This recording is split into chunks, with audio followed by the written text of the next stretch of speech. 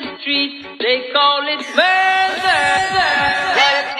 Can rock, can put the thugs and can put.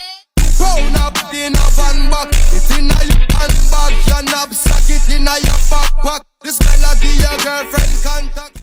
You know, since hitting 10K on YouTube and everything like that, I've been doing a lot of thinking, and I've decided to do some videos on how to get your first 1,000 and how to get to 10,000 subscribers. So let's go. So a lot of y'all may be asking, Sydney, where are you? Like, what are you doing? Like, what house is this? So for those of y'all that have been with me since like 2015, when I first started doing YouTube and everything like that, y'all would know this is the OG crib.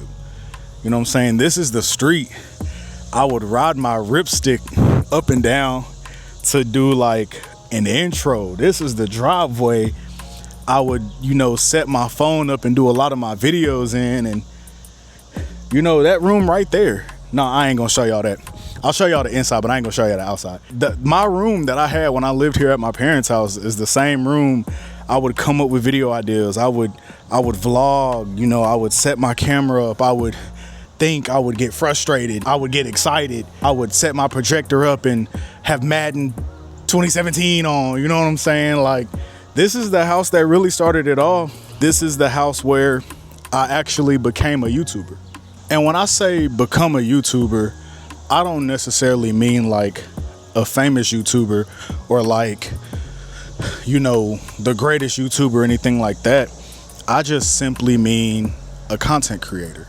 Well, I guess you could technically call it me being a YouTuber simply because when I first started, I was doing like daily vlogs. Yeah, so I guess you could say a YouTuber.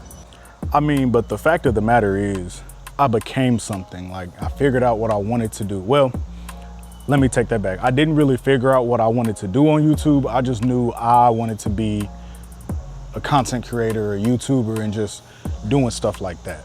But what a lot of people failed to tell me was how consistent you have to be, what type of style of editing you want, what do you really want to go off of as far as becoming a YouTuber. And I didn't know that. You know, I would spend countless hours just thinking about what I really wanted to do and like where I wanted to go with this whole YouTube thing. That goal was not here when I was younger. My parents decided to get a goal when I moved out because I guess I just didn't have hoop dreams. I played a real sport. I was in that field. Also, I made that first take. I know y'all gonna get on me in the comments saying, oh, I didn't make that, it took 13 times. I'm really like that. Multi-sport athlete, you feel me? And then this is my old room, you know, like it's completely changed. You know, my parents did a lot of remodeling and they changed a lot of things out, but this is my old room, you know, like the memories in here, you feel me? But yeah, I remember I would vlog over here, or I would vlog on my bed, or I had a little desk right in front of my window and my TV over here. You know, I did a lot in here, y'all. You know, my nieces and nephews are here right now. My parents' house. But yeah, like I would just lay in here and think, or I would get on my phone or my TV and watch YouTube videos and just thinking about how can I do that? How can I really become the next big YouTuber? You know, because that's what everybody wanted to do. And I would sit back and think. I would sit on the floor sometimes and think. I would sit in my chair at my desk and think, you know, I remember a couple times sitting in my closet and thinking about how to be a YouTuber, you know what I'm saying? So it never really clicked until I figured out that consistency is key. I've pretty much recorded everywhere in this house. I've had videos of me brushing my teeth, you know what I mean? Like I've had videos of me, you know, lip singing in the mirror, crazy pictures in the mirror and stuff like that. And it didn't look like this, you know what I'm saying? If you're not new to the channel and you remember the videos from me being here at my parents' house, you know this bathroom looks completely different.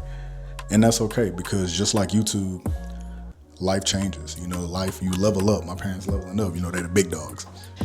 And then we have my beautiful mother here. You want to say something to YouTube, mama? What advice would you give somebody who wants to be a content creator? All I know is hard work. And so if you're ready for hard work, I guess that's your dream, then go for it. And that's what I tell a lot of people. Thank you, mama. Wise words from Miss Lee, the one and only Miss Lee. But yeah, like she said, hard work. You know, you got to figure out what you want to do. You also have to figure out what you're good at. You really have to figure out what you're good at. And you just can't get discouraged. Like she said, it takes a lot of hard work. It takes a lot of hard work. It really does. It takes a lot of hard work. But I'm finna tell y'all how to get to 1,000 subscribers. And I'm about to tell y'all how to reach 10,000 subscribers, as well as obtaining your 4,000 hour watch time. So I had to get a game of NCAA 26 real quick. But for those of y'all who do not know, or you're new to the channel or anything like that, my name is Itzsydney, obviously. And this is my channel. I recently hit 11.4K, y'all. So let's pause this. What video was that? Oh, that was a Friendsgiving video. So some tips I can give on getting to your first 1,000 subscribers. That is why y'all clicked on the video. That is why y'all are here to see the video. Let me stop taking this mic away from my mouth. But let's just clip it. Can we clip it? Is that good? Yeah, we just gonna clip it right here. That's what we're gonna do. Oh my goodness. That's what we're gonna do. We're just gonna clip it and we're gonna talk and we're gonna get this video rocking and rolling. So the first thing I could say about reaching, your first 1,000 subscribers would mainly just be starting. You have to start. You have to find a basis around what you want to do for YouTube. You know, a lot of people just think you can just pick up a camera and start recording. So essentially, yes, it is that easy, but at the same time, it's not. Like, I'm sure you may be rich, but is your life so crazy right now that people will want to see that? Like, is your life so different and so good and so dramatic where people will want to just search you up as soon as you start a channel and you're gonna get 1,000 subscribers? The answer is 9 times out of 10, no. And let me tell you why.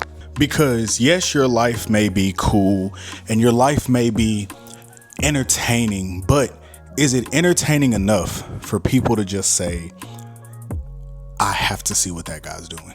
You know, so yeah, your life may be entertaining or, you know, cool enough for people to want to watch you, but what is it enough for you to get 1,000 subscribers? You may know 1,000 people. You may have 20,000 on Facebook, 50,000 on Instagram, you know, 100,000 on TikTok, but you gotta do what's called like a shrink loss, like shrink. You know, stores do it. How many out of these 100,000 people? How many people out of 100,000 people collectively through Facebook, Instagram, Twitter, Snap, and all of that? How many people are going to actually subscribe and watch my YouTube videos? And I think that's where a lot of people struggle, because they're like, oh, I got all this clout, you know what I'm saying? And I'm this and I'm that and I'm this and I'm that and I'm him and I'm her. And, you know, people may just like you as a person. They might only want to see you in person or on platforms that do well with short form content. And as far as YouTube is long form content. Does somebody like you enough to sit there and watch you for 45 minutes? Do they like you enough to sit there and say, hey, I'm actually going to follow this person because I like this person, and I'm going to actually watch them do everyday life, whether that be cooking or exercising or tech or play video games and stuff like that. So I think that's something a lot of people have to look for. So when it comes to getting your first 1,000 subscribers, I think you need to really figure out what you want to do on YouTube. I think that's what you first need to nail down, and you need to pick up a camera. The second thing I want to talk about is gear. And when I mean gear, I'm not talking or saying go get a 80. You don't think you have to go buy a red camera. Don't think you have to go buy, you know, a FX3, FX30, you know, A7S, A7. There's so many different cameras you can buy that produce good content.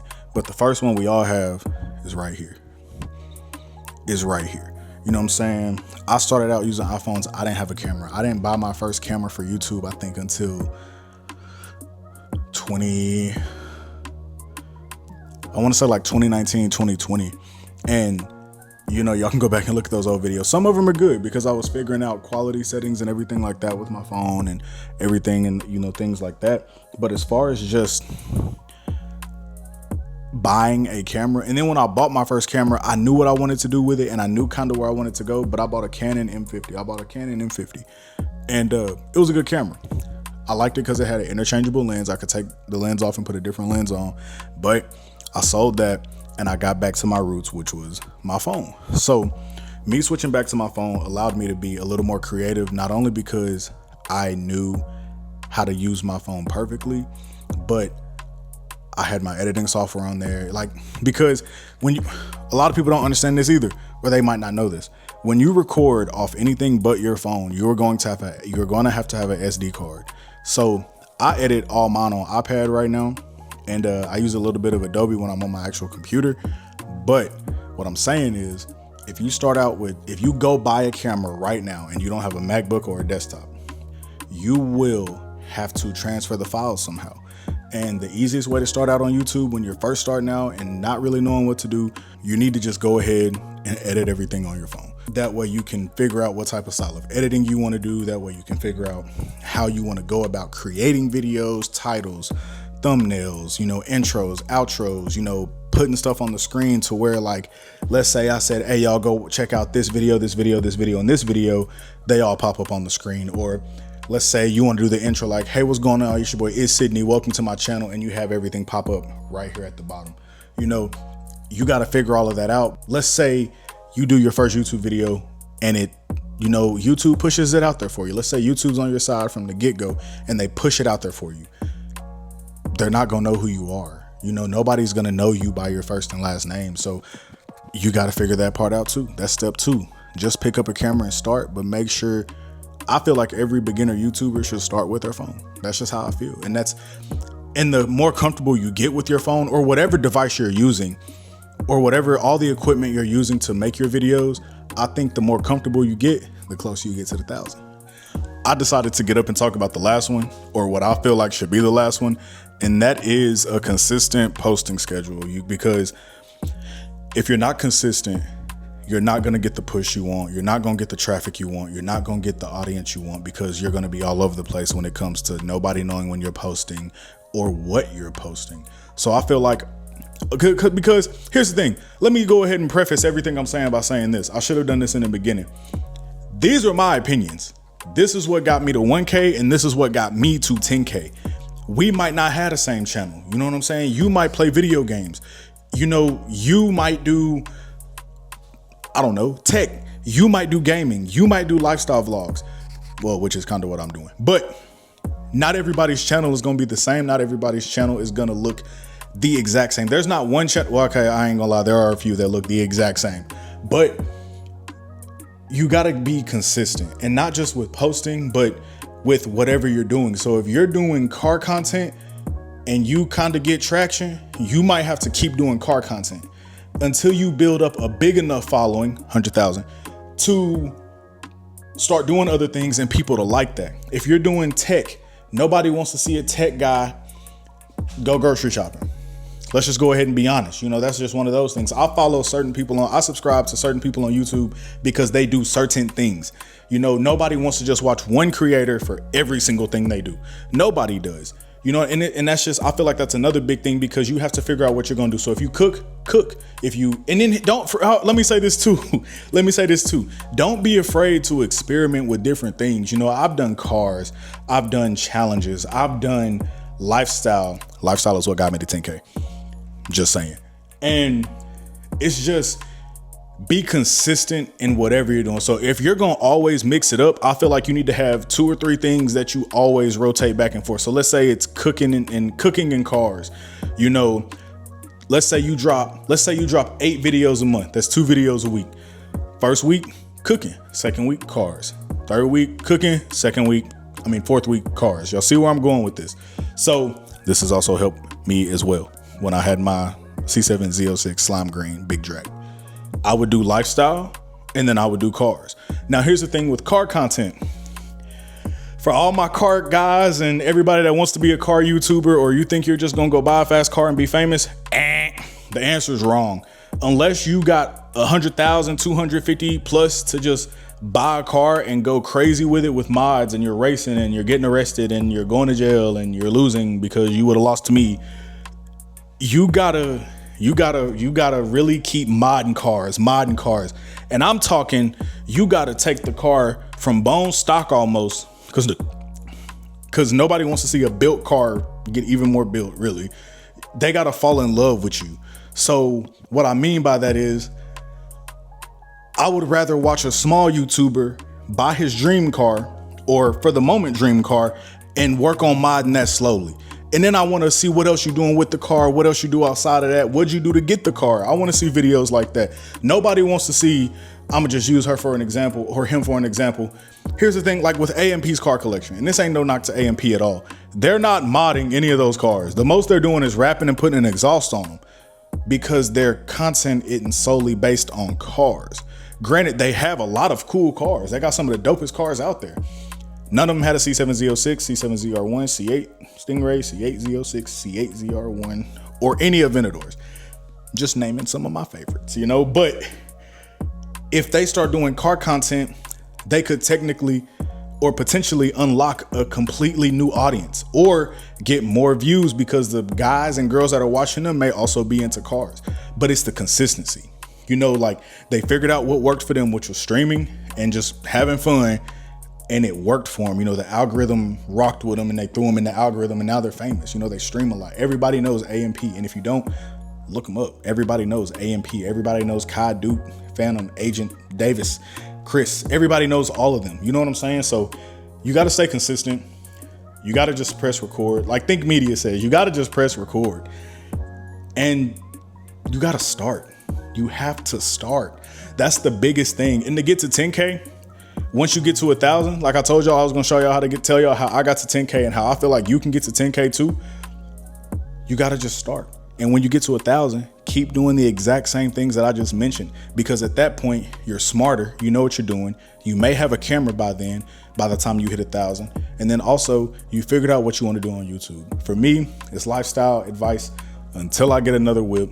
And then I'm just gonna rotate back and forth. I'm gonna shuffle them up. I'm gonna shuffle the videos and everything like that. So if you enjoyed this video, make sure you hit that like button. Comment if you got anything from this video. I'm tired of not seeing a lot of comments on my YouTube videos, you know, because I'm at 11.4K, man.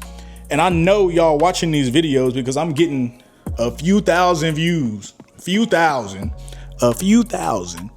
And it's just like, comment if you think I'm wrong. Comment if you think I'm right. Comment your favorite color.